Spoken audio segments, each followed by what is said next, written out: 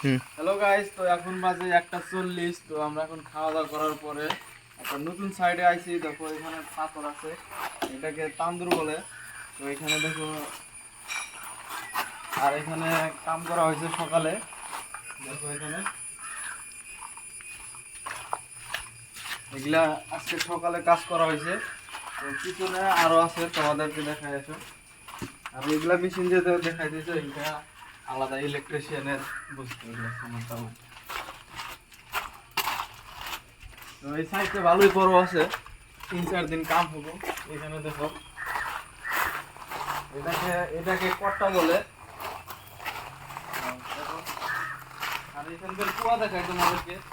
এখানকার কুয়াটা দেখো কত গভীর, কুয়াটা দেখাও, অনেক গভীর কুয়া। এখানে কিন্তু কল নাই কোনো বাড়িতে, কুয়ার থেকে পানি তুলে খাইতে হয়।